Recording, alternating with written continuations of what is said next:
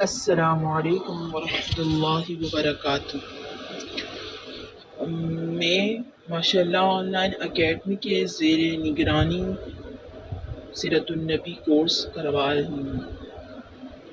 نحمد ونصلی علی رسول الکریم، اما بعد، اعوذ باللہ من الشیطان الرجیم۔ سب اپنی نیتوں کو درست کر لیجئے اور درود شریف پڑھ لیجئے۔ اللهم صل على محمد وعلى آل محمد كما صليت على إبراهيم وعلى آل إبراهيم إنك حميد مجيد اللهم بارك على محمد وعلى آل محمد كما باركت على إبراهيم وعلى آل إبراهيم إنك حميد مجيد۔ سب باوضو بیٹھیے اور آج ہم پڑھیں گے کہ اصل میں سیرت کیا ہے۔ سیرت ہم پڑھتے ہیں نا، سیرت النبی، تو سیرت ہے کیا؟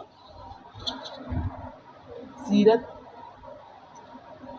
لفظ سیرت دراصل ساری سر سیر و میسرہ سے نکلا ہے،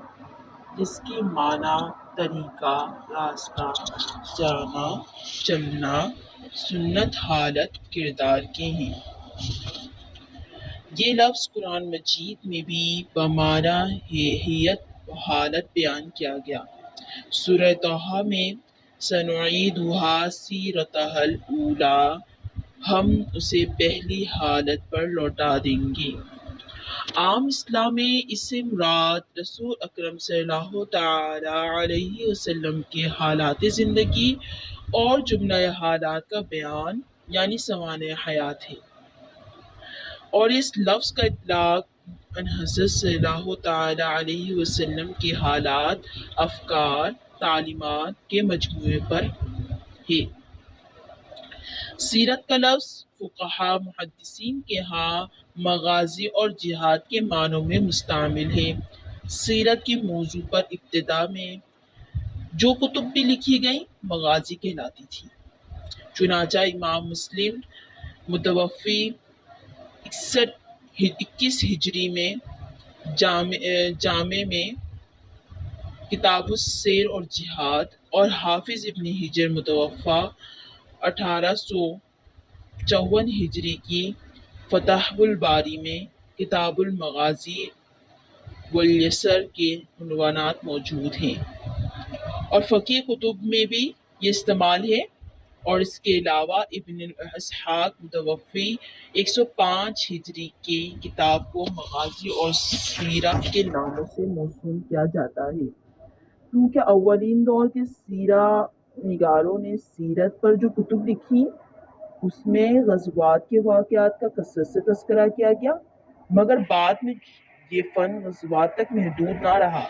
بلکہ اس میں رسول اکرم صلی اللہ تعالی علیہ وسلم کی زندگی کے مختلف پہلوؤں پر بھی تفصیل سے بات کی جانے لگی۔ سیرت اور حدیث میں فرق یہ ہے کہ سیرت جو ہے باقاعدہ ایک ربط اور ایک ترتیب اس میں ہوتی ہے، اور حدیث جو ہے حضرت صلی اللہ علیہ وسلم کے حالات بیان کیے جاتے ہیں اس میں، باوجود اس میں سیرہ ہوتی ہے مگر ترتیب نہیں ہوتی حدیث میں، مگر سیرت میں ترتیب کا خیال رکھا جاتا ہے۔ سیرت میں حدیث سے بھی ماخوذ ہے سیرتیں، مگر اس میں سیرت میں جو سیرت ہے وہ ترتیب میں ہوتی ہے کہ پہلے کیا ہوا، اس کے بعد کیا ہوا، اور اس طرح سے ترتیب وائز ہوتی ہے، اور حدیث وغیرہ میں اس کا خیال نہیں رکھا جاتا۔ اگرچہ بعض اوقات سیرت بالخصوص مغازی کے مصنفین نے روایت کے بارے میں پوری احتیاط سے کام نہیں لیا، یعنی کہ ان لوگوں نے جب سیرت کو بتانا شروع کیا تو اس میں لحاظ نہیں رکھا ہے کہ بالکل روایات اس میں شامل ہو جو حدیثوں میں ملتی ہیں، مگر انہوں نے انہوں نے اس کا خیال نہیں رکھا ہے، جس کی وجہ سے حدیث زیادہ معتبر ہے سیرت سے، بلند تر ہے، کیا بلند تر ہے، حدیث شریف بلند تر ہے اور سیرت اس کی نسبت کم ہے، کیونکہ محدثین اپنے فن میں 3 امور پر بحث کرتے ہیں کہ ان حضرت صلی اللہ تعالی وسلم نے کیا فرمایا، کیا کیا، اور آپ صلی اللہ تعالی علیہ وسلم کے سامنے کیا کیا گیا۔ اسی کو قول، فعل اور تقدیر کے اصطلاحی الفاظ سے تعبیر کیا جاتا ہے، جبکہ ارباب سیر بھی اپنی کتب میں یہی تینوں چیزیں پیش کرتے ہیں۔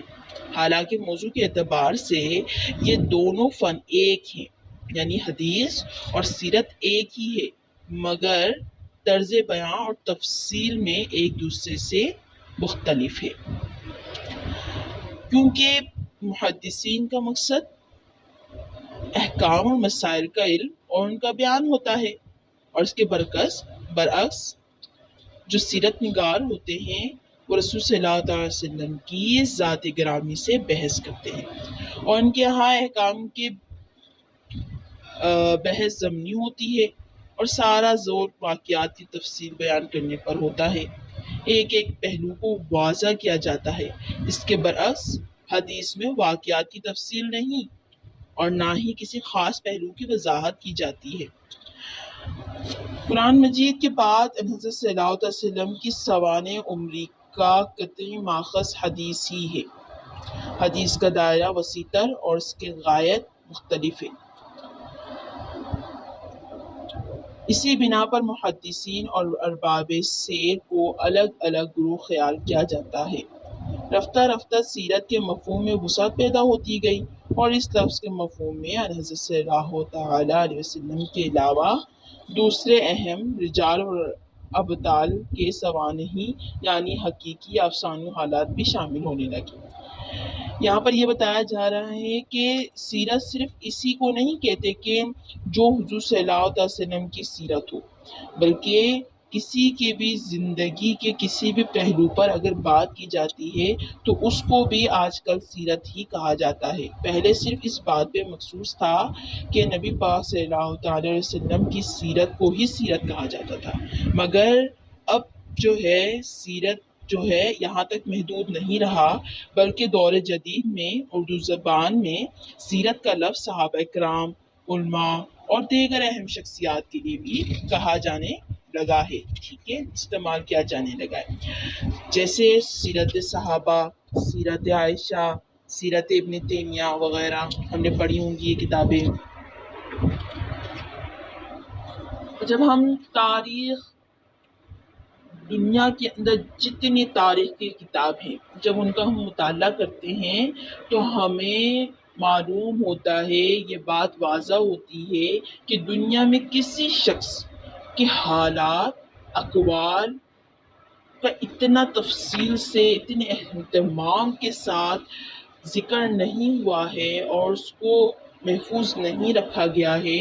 جتنا کہ نبی کریم صلی اللہ تعالی علیہ وسلم کی سیرت کو محفوظ رکھا گیا ہے اور اس میں تفصیل سے بھی کام کیا گیا ہے، ٹھیک ہے۔ محدثین، مورخین، کتابیں لکھنے والوں کو مورخین کہتے ہیں، محدثین حدیثیں لکھنے والوں کو کہتے ہیں، ارباب سے یعنی کہ جو سیرت وغیرہ لکھتے ہیں، کہ پیغمبر اسلام صلی اللہ علیہ وسلم کی سیرت کے سلسلے میں کی جانے والی تقویٰ اور کوششوں کا ذکر کرتے ہوئے مستشرق اسپریکر نے اس بات کا اعتراف کیا ہے کہ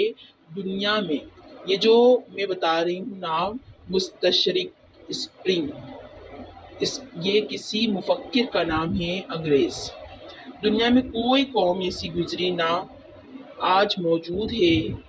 جس نے مسلمانوں کی طرح اسماء الرجال کا عظیم الشان فن ایجاد کیا ہو، جس کی بدولت آج 5 لاکھ شخصوں کا حال معلوم ہو سکتا ہے، ٹھیک ہے۔ اب ہم یہ سوچتے ہیں کہ ہمیں مطالعہ کرنا چاہیے سیرت النبی کا، یہ ضروری ہے۔ تو آپ مسلمانوں کے لیے سیرت النبی صلی اللہ تعالی وسلم کا مطالعہ محض ایک علمی مشغلہ نہیں بلکہ ایک مذہبی ضرورت ہے۔ جو رہتی دنیا تک انسانیت کے لیے مشعل راہ ہے۔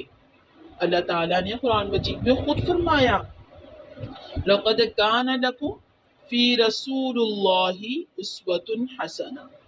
تمہارے لیے رسول اللہ صلی اللہ تعالی علیہ وسلم کی ذات گرامی میں ایک اچھا نمونہ موجود ہے۔ اب ہمیں کیسے پتہ چلے گا ذات گرامی کے متعلق؟ جب ہم سیرت پڑھیں گے۔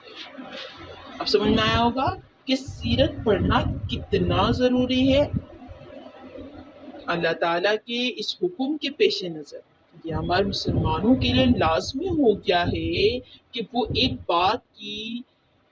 جستجو کرے کہ رسول صلی اللہ علیہ وسلم نے وہ کون سا نمونہ پیش کیا ہے جس کو قرآن مجید میں اسوہ حسنہ کے نام سے موسوم کیا گیا ہے۔ حضرت صلی اللہ علیہ وسلم کا اسوہ معلوم کرنے کا ذریعہ سیرت نبی صلی اللہ علیہ وسلم ہے، اس لیے ہمیں سیرت النبی صلی اللہ علیہ وسلم کی طرف رجوع کرنا پڑے گا۔ عہد رسالت صلی اللہ علیہ وسلم میں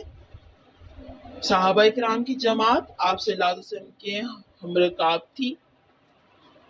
جو ہم وطن ہم اثر تھے، اور انہیں آپ صلی اللہ علیہ وسلم سے بالمشافہ اصول اور اسلام سیکھنے کا سعادت نصیب ہوئی، اور آپ صلی اللہ علیہ وسلم کا اسوہ ان کے سامنے تھا۔ لیکن جب ان حضرت صلی اللہ تعالی وسلم نے اس دنیا فانی سے رحلت فرمائی تو آئندہ آنے والی نسلوں کے لیے آپ صلی اللہ علیہ وسلم کی سیرت مبارکہ، احادیث، روایت کا سلسلہ ہدایت کا کام دے سکتا تھا۔ اسی دینی ضرورت کے پیش نظر اہل اسلام نے ہادی برحق کے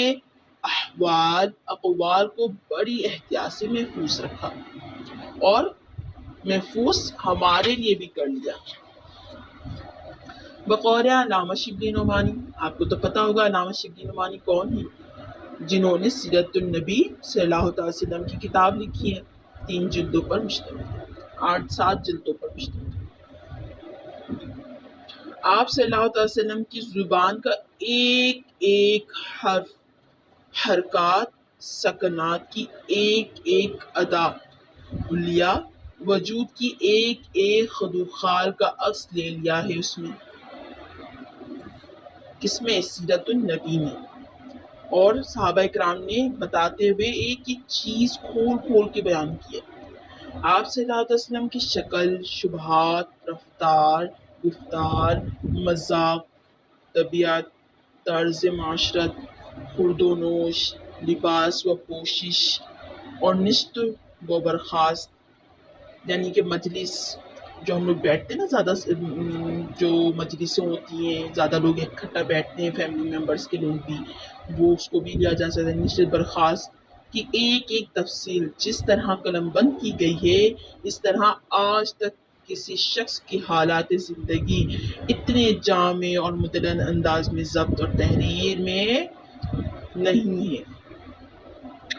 رسول صلی اللہ علیہ وسلم کے مقابلے میں دنیا کے دیگر مذاہب کے بانیوں کے متعلق معلومات تک دستیاب نہیں ہے، یعنی کہ دیگر مذاہب میں بھی نبی پاک صلی اللہ علیہ وسلم کے علاوہ اور بھی نبی گزرے ہیں، جیسے یہودیوں میں حضرت موسیٰ علیہ السلام، عیسائیوں میں حضرت عیسیٰ علیہ السلام، اور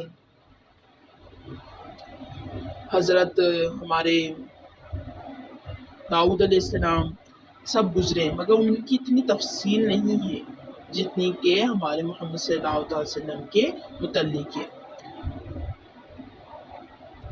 اگر ہے بھی تو بالکل کم، اتنا مختصر ہے کہ بس کسی کا اگر تھوڑا بہت بیان بھی کیا گیا ہے تو بہت ساری ایڈ بھی کر دیے گئے اس میں۔ اس کے برعکس داعی اسلام کی زندگی اور اس کے مشن سے متعلق تمام شعبہ حیات زندگی میں اس قدر کثیر اور وافر معلومات کا ذخیرہ موجود ہے نبی پاک صلی اللہ علیہ وسلم کے سیرت پر کہ جس کا سمیٹنا ایک سیرت نگار اور مورخ کے لیے بے حد مشکل اور پیچیدہ کام ہے۔ اگر کسی نے سیرت النبی علامہ شبلی نعمانی کی مطالعہ میں لائے ہو تو ان کو پتہ ہوگا کہ اس میں کتنی تفصیل ہے، ایک چھوٹی سے چھوٹی بات کو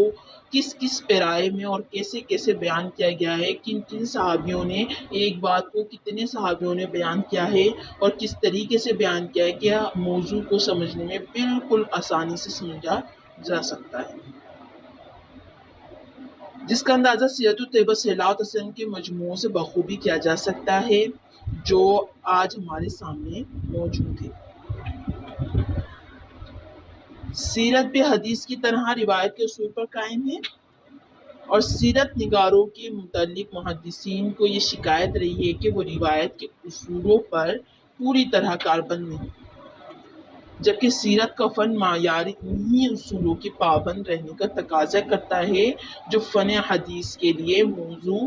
کیے گئے ہیں، یعنی کہ حدیث لکھتے وقت جن اصولوں کو مد نظر رکھنا ہوتا ہے انہی اصولوں کو مد نظر رکھتے ہوئے سیرت بھی لکھی جاتی ہے یا کہی جاتی ہے، ٹھیک ہے۔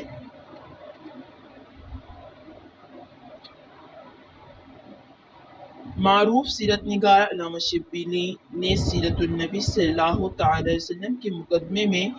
تذکرہ کیا ہے۔ اس کے علاوہ محمد حسین ہیکل نے اپنی کتاب حیات محمد صلی اللہ تعالی علیہ وسلم کے مقدمے میں ان اصولوں کو ایک دوسرے نقطۂ نظر سے بیان کیا ہے۔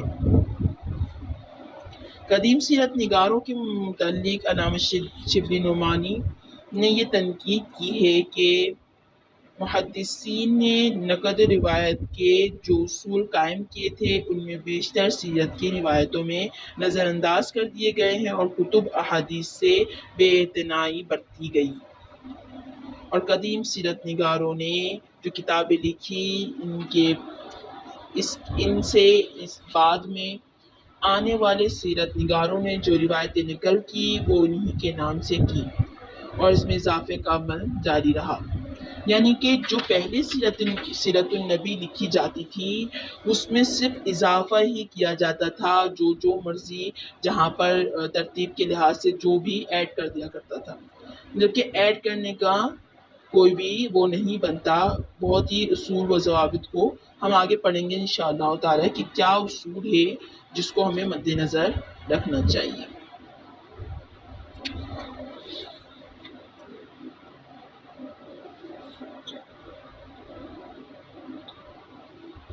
علامہ شبلی نعمانی نے فن حدیث کی طرح اصول مرتکب کیے ہیں جنہیں ہر سیرت نگار کو پیش نظر رکھنا چاہیے۔ جب ہم لوگ کسی کو سیرت نگاری پڑھا رہے ہیں یا سکھا رہے ہیں یا پھر لکھنا سکھا رہے ہیں کسی بھی اعتبار سے، تو ہمیں جو ہے سیرت نگاری کو اصولوں کو مد نظر رکھنا ہے۔ سب سے پہلے کیا کہا گیا ہے؟ واقعے کو سب سے پہلے، کوئی بھی واقعہ ہو اس کو سب سے پہلے قرآن مجید، اس کے بعد احادیث صحیحہ میں، پھر عام احادیث میں تلاش کرنا چاہیے۔ اگر ان تمام میں نہ ملے تو پھر روایت سیرت کی جانب متوجہ ہونا چاہیے۔ کتب سیرت محتاج تنقیح ہے، اس روایت اور اسناد کی تنقید لازم ہے، ٹھیک ہے۔ سیرت کی روایتیں باعتبار پایہ صحت احادیث کی روایتوں سے فروتر ہے، لہذا بصورت اختلاف حدیث کی روایت کو ہمیشہ ترجیح دی جائے۔ اگر سیرت نگار کی بھی سیرت ہے اور یہاں حدیث بھی موجود ہے تو ہم حدیث کو ترجیح دیں گے۔ روایت حدیث میں اختلاف ہونے کی صورت میں ارباب فقہ اور ہوش کی روایت کو دوسروں پر ترجیح حاصل ہو۔ سیرت کے واقعات میں سلسلہ علت اور معمول کی تلاش نہایت ضروری ہے۔ واقعے کی نوعیت کے لحاظ سے شہادت کا معیار قائم کرنا چاہیے، یعنی کہ کوئی بھی اگر واقعہ کسی نے بیان کیا ہے تو ہمیں یہ معلوم ہونا چاہیے کہ یہ واقعہ آیا درست ہے کہ یا بس ایسے ہی کسی نے من گھڑت بنا دیا ہے۔ اس بات کو ملحوظ رکھنا چاہیے کہ روایت میں اس اصل واقعہ کس قدر ہے اور راوی کی ذاتی رائے اور فہم کا کس قدر جز شامل ہے۔ یہ بھی مد نظر رہے کہ اسباب خارجی کا کس قدر اثر ہے، یعنی کہ جو لوگ باہر کے ہیں، یعنی جو سیرت لکھی جا رہی ہے، جو واقعہ لکھا جا رہا ہے، اس میں آیا وہ بندہ موجود ہے کہ نہیں ہے، اور اگر نہیں ہے تو اس نے اپنی رائے اس میں شامل تو نہیں کی ہوئی. ہمیں اس کی رائے نہیں لکھنی ہے. ہمیں کیا لکھنا ہے یا ہمیں کیا بولنا ہے؟ ہمیں وہ بات بولنی ہے، وہ بات جو کہ حدیث سے ثابت ہو اور جو لوگوں سے آتی بھی آ رہی ہو، یعنی کہ صحابہ کرام سے. جو روایت عام وجوہ عقلی، مشاہدہ عام، اصول مسلمہ اور قرائن حال کے خلاف ہوگی، لائق حجت نہ ہوگی. یعنی کہ اس کو پھر لکھنا نہیں ہے ہمیں. اگر وہ قرائن کے حال کے خلاف ہے تو اس کو لکھنا نہیں ہے، یا بولنا نہیں ہے، کہنا نہیں ہے. اہم موضوع پر مختلف روایت کی کبھی جمع سے اس کی تسلی کر لینی چاہیے کہ راوی سے ادائے مفہوم میں تو کوئی غلطی نہیں ہو گئی. جیسے کہ اہم موضوع پر مختلف روایت کی تطبیق و جمع سے اس کی تسلی کر لینی چاہیے. روایت حدیث کو موضوع کی اہمیت اور قرائن حال کی مطابقت کے لحاظ سے قبول کرنا چاہیے. اور بہت سارے لوگ ہیں، صرف یہی نہیں کہ یہ جو حدیث شریف ہے یہ کسی حدیث شریف بولی سیرت نگاری جو ہے بس کسی نے تحریر فرمائی ہے. نہیں، پہلے زمانے میں اس میں بہت ترمیم تھی اور بہت زیادہ اپنی طرف سے لکھ لیا گیا تھا، کیونکہ ہمارے جو حکومتیں پہلے تھی ہمارے بادشاہوں کی، تو جب ان کی حکومتوں کو گرا دیتے تھے تو پھر جو انگریز ہوتے تھے یا پھر جو باہر کے لوگ ہوتے تھے ہمارے اسلام میں نہیں ہوتے تھے، وہ لوگوں نے بہت زیادہ اس میں ایڈنگ کی تھی. بعد میں اس میں آہستہ آہستہ سب چیزیں کھلتی چلی گئیں کہ کیا کیا چیزیں اس میں. علامہ شبلی نعمانی رحمۃ اللہ علیہ نے بہت زیادہ اس میں ماشاء اللہ سے کام کیا سیرت نگاری میں. رسول اکرم صلی اللہ علیہ وسلم سے والہانہ محبت اور عقیدت اور شیفتگی اور اسلام کو زندہ جاوید بنانے کا جذبہ جہاں دیگر علوم و فنون کا سرچشمہ بنا رہا، وہاں اس نے سیرت نگاری کو بھی جنم دیا. اور اس عقیدت محبت کو فطری تقاضا تھا کہ حضرت صلی اللہ تعالی علیہ وسلم کی حیات مقدمہ کے جملہ حیات اور اخلاق اور اقوال اور افعال کو تفصیل کے ساتھ منظر عام پر لایا جا سکے. حالات یعنی کہ اس وقت کیا حالات تھے، ان کے اس وقت کیا رد عمل تھا، اخلاق اور قول. اقوال یعنی کہ انہوں نے اس میں کیا فرمایا، افعال یعنی کہ صرف فرمایا یا پھر کر کے دکھایا یا پھر کر کے کیا دکھایا. ٹھیک ہے. دنیا میں آج تک کسی بھی انسان کی سیرت پر لاتعداد کتب اور ضبط تحریر میں نہیں آئیں اور نہ ہی اتنا تحقیقی کام ہوا جتنا حضرت صلی اللہ علیہ وسلم کی سیرت طیبہ پر ہو چکا ہے. آپ صلی اللہ علیہ وسلم کی حالات زندگی قلمبند کرنے والے سیرت نگاروں میں آپ صلی اللہ علیہ وسلم پر ایمان لانے والے جانثار عقیدت مندوں کے علاوہ رسالت کے منکر، سخت متچین اور انتہائی دشمن بھی شامل تھے. دنیا میں بہت سی ایسی شخصیت گزری ہیں جنہوں نے بڑے بڑے کارنامے سر انجام دیے اور زندگی اور انسانی قلوب پر بڑے گہرے نقوش چھوڑے ہیں. ان میں سے کسی بھی شخصیت کی زندگی کی مختلف گوشوں پر اتنی بحث نہیں کی گئی اور نہ اتنی کتب لکھی گئی ہیں جتنی پیغمبر اسلام محمد صلی اللہ تعالی علیہ وسلم کی سیرت پر لکھی گئی ہیں. مشرق مغرب کے علمی زبانوں میں حضرت صلی اللہ علیہ وسلم کی سیرت مبارکہ پر انتہائی مفاہمت کے ساتھ لاتعداد کتب تحریر کیے گئے ہیں، جس کا اندازہ اس بات سے بخوبی کیا جا سکتا ہے کہ 20ویں صدی کی ابتدا میں جب آکسفورڈ یونیورسٹی کے معروف پروفیسر مارگولیتھ نے محمد صلی اللہ تعالی علیہ وسلم اور ظہور اسلام کے نام سے حضرت صلی اللہ علیہ وسلم کے حالات پر یہ کتاب انگریزی زبان میں لکھی تو اس کا آغاز ان الفاظ سے کیا. نوٹ کیجیے گا، اتنے خوبصورت الفاظ سے کیے. حضرت محمد صلی اللہ تعالی وسلم کی سیرت نگاروں کا ایک طویل سلسلہ ہے جس کو ختم کرنا ناممکن ہے، لیکن اس میں جگہ پانا باعث شرف ہے. ایک کافر بھی حضور صلی اللہ علیہ وسلم کی سیرت النبی کا مطالعہ کرنا اپنے لیے باعث شرف بتا رہا ہے۔ تو ہم اب کیوں پیچھے ہیں؟ ہمیں بھی تو آگے بڑھنا ہے نا۔ تو ہم لوگوں کو انشاءاللہ تعالیٰ استقامت دے، ہمیں پورے کورس میں جو ہے انشاءاللہ تعالیٰ پیش رہنا ہے، ٹھیک ہے، اور ٹائم ٹو ٹائم سبق اور جو بھی کوشچنس ہوں گے وہ دینے ہیں۔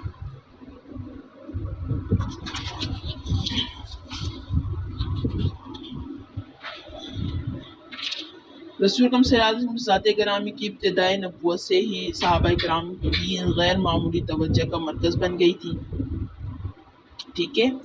اور عہد رسالت سے ہی یہ دستور شروع ہو چکا تھا کہ جب ایک مسلمان دوسرے مسلمان سے ملتا تو وہ اس سے رسول صلی اللہ علیہ وسلم کی حالات دریافت کرتا اور اس کے جواب میں نازل ہونے والی تازہ وحی یا آپ صلی اللہ علیہ وسلم کے کسی تازہ فرمان کا ذکر کرتا۔ حضرت صلی اللہ تعالی علیہ وسلم کے وصال کے بعد، یعنی کہ انتقال کے بعد، جو زمانہ گزرتا گیا، مسلمانوں کے دلوں میں اپنے پیشوا کی ذات مبارک، ان کے اخلاق، عادات، ان کی تعلیم تلقین کے دریافت کرنے کا بھی شوق بڑھتا گیا۔ اس شوق اور جستجو سے رفتہ رفتہ روایت کا ایک وسیع ذخیرہ جمع ہو گیا جو سینہ بہ سینہ منتقل ہوتا رہا۔ بالآخر جب مسلمانوں کے ہاں دوسری صدی ہجری میں تصنیف اور تالیف کا رواج قائم ہوا تو اہل علم نے اس رواج کو قلم بند کرنا اور اس کو مضامین کے اعتبار سے مرتب کرنا شروع کیا۔ جن روایت کا تعلق عقائد اور عبادات سے تھا، جن سے فقہ احکام مستنبط ہو سکتے تھے، اس طرح حدیث کی کتب مدون ہوئی اور روایت سے جن میں حضرت صلی اللہ علیہ وسلم کی حالات زندگی مذکور تھے، فن سیرت کا یہ سرمایہ تیار ہوا، اور وہ روایت جن میں رسول اکرم صلی اللہ تعالی علیہ وسلم کے غزوات سے متعلق واقعات تھے، فن مغازی کا موضوع قرار پائیں۔ چونکہ رسول صلی اللہ علیہ وسلم کی زندگی میں ان کے غزوات کو تاریخی لحاظ سے خاص اہمیت حاصل ہے، اس لیے بعض اوقات مغازی کا اطلاق تمام فن سیرت پر ہوتا ہے، ٹھیک ہے۔ مغازی ایک کتاب کا نام ہے اور پہلے کی سیرت کی کتابوں کو مغازی کہا جاتا تھا۔ میں نے پہلے بھی آپ لوگ کو بتایا کتاب جب میں شروع میں بیان کر رہی تھی۔ خلافت راشدہ میں صرف قرآن مجید کی جمع اور تدوین کا اہتمام ہو سکا، اور پہلی صدی ہجری میں اسلام اور پیغمبر اسلام علیہ السلام کے متعلق مختلف نوع کی روایت مسلمانوں میں سینہ بہ سینہ منتقل ہوتی رہی۔ سینہ بہ سینہ مینس سامنے آمنے سامنے، اور انہیں اس غرض سے قلم بند نہیں کیا گیا تھا کہ کہیں قرآن مجید کے متن سے متضاد نہ ہو جائیں۔ پہلی صدی کے آخر میں خلافت بنو امیہ کے عہد میں جب حضرت عمر بن عبدالعزیز مسند خلافت پر فائز ہوئے تو آپ نے اس بات کو بڑی شدت سے محسوس کیا کہ جن صحابہ کرام کے سینوں میں رسول اکرم صلی اللہ علیہ وسلم کے ارشادات اور دیگر تاریخی روایت کا ذخیرہ محفوظ ہے، وہ یکے بعد دیگرے دنیا سے رخصت ہو رہے ہیں۔ اس سے یہ اندیشہ ہوا کہ اسلامی اخبار اور روایت کے مٹنے سے کہیں سنت نبی صلی اللہ تعالی وسلم کا علم بھی نہ ختم ہو جائے۔ اس صورت کے پیش نظر حضرت عمر بن عبدالعزیز نے رحمۃ اللہ علیہ نے اپنے عہد خلافت میں تمام ممالک محروسہ میں حکم بھیجا کہ احادیث نبوی قلم بند کی جائیں۔ اس فرمائش پر اسلامی روایت کی جمع تدوین کا آغاز ہوا۔ حضرت صلی اللہ علیہ وسلم کی زندگی کے آخری 10 سال مدینے میں بسر ہوئے تھے، اس وجہ سے صحابہ کرام کی بڑی کثرت مدینہ منورہ میں سکونت پذیر تھی۔ مدینہ منورہ اور اسلامی روایت کا پہلا مرکز بنا تھا، اور حضرت عمر بن عبدالعزیز کی ایما پر قاضی مدینہ سعد بن ابراہیم جو بہت بڑے محدث تھے، انہوں نے کثیر تعداد میں احادیث لکھوائیں اور یہ نوشتے تمام ممالک مقبوضہ میں بھیجے۔ اس کے علاوہ مدینہ کے سب سے بڑے عالم امام محمد بن مسلم بن شہباب ظہری تھے۔ انہوں نے خلیفہ عمر بن عبدالعزیز کی فرمائش پر اسلامی روایت اور آثار کی جمع و کتاب کا آغاز کیا، اور عمر بن عبدالعزیز 2.5 سال کے مختصر مدت تک خلافت پر فائز رہے۔ اس مختصر عرصے میں روایت کی تدوین کا کام پایہ تکمیل کو نہ پہنچ سکا، لیکن اس کی تحریک سے اسلامی مملکت کے مختلف علمی مراکز میں روایت کو ضبط تحریر میں لانے کا کام شروع ہو گیا، اور مدینہ کے علاوہ اور دوسرے شہروں میں بھی حدیث کے مطالعے کا شوق پیدا ہوا۔ بصرہ میں امام حسن بصری اور ابراہیم نخعی، اور کوفہ میں امام شعبی روایت جمع کرنے میں مصروف رہے۔ اب تک مغازی سے کی طرف توجہ نہیں دی گئی۔ حضرت عمر بن عبدالعزیز ان فن کی جانب متوجہ ہوئے اور حکم دیا کہ غزوات نبی صلی اللہ علیہ وسلم کا خاص حلقہ درس قائم کیا جائے، اور عاصم بن عمر بن قتادہ نصارہ متوفی 121 ہجری کو جو اس فن میں کمال دسترس رکھتے تھے، انہیں جامع دمشق میں بیٹھ کر لوگوں کو مغازی کا درس دینے پر مامور کیا۔ رسول صلی اللہ علیہ وسلم کے اولین سیرت نگار، جنہوں نے سیرت النبی لکھی، سب سے پہلے جو شخص تھے، صحابہ کرام کے دور سے ہی شروع ہو گیا تھا تھوڑا نہ تھوڑا، ٹھیک ہے۔ پھر اس کے بعد سب سے اولین شخص جو ہے، ان کا نام ہے ابان بن عثمان رضی اللہ عنہ، ابان بن عثمان رضی اللہ تعالی عنہ۔